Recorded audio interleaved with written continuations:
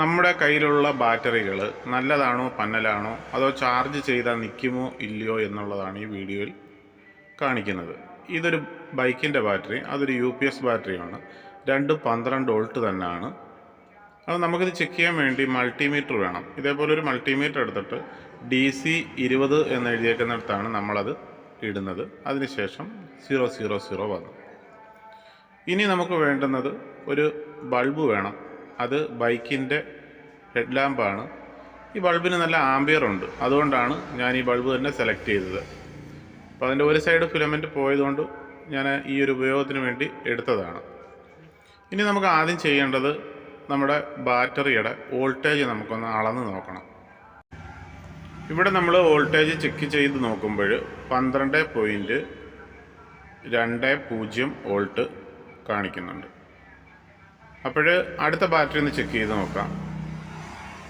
അതിൽ ചെക്ക് ചെയ്യുന്ന സമയത്ത് 4.05 വോൾട്ട് വരെ കാണിക്കുന്നുണ്ട്. അപ്പോൾ രണ്ടും 12 വോൾട്ട് ബാറ്ററിയാണ്. ഇനി ബൾബ് വെച്ചിട്ട് നമുക്ക് ഈ ബാറ്ററി ഒന്ന് ചെക്ക് ചെയ്ത് നോക്കാം.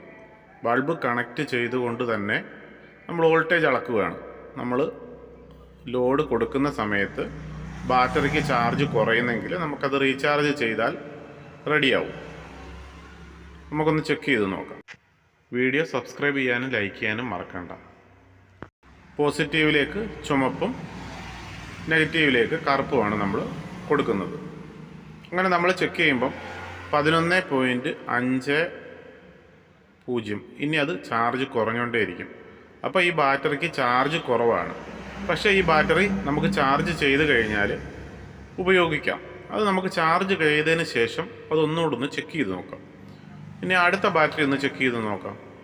നേരത്തെ അത് 4.2 ആയിരുന്നു, ഇപ്പോൾ അത് 0 ആണ്.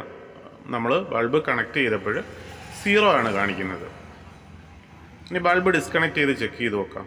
അപ്പോൾ അത് 2.89 അത്രേ വരുന്നുള്ളൂ. അപ്പോഴങ്ങനെയാണ് ഒരു ബാറ്ററി നമ്മൾ ചെക്ക് ചെയ്യുന്നത്. ഇനി നമുക്ക് ആ ബാറ്ററി ഒന്ന് ഫുൾ ചാർജ് ചെയ്തതിന് ശേഷം നോക്കാം. നമ്മുടെ ബൾബ് ഞാനൊരു കാർട്ടൂണിൻ്റെ ഉള്ളിലേക്കാക്കി പൊട്ടാതിരിക്കാൻ വേണ്ടിയിട്ടാണ്.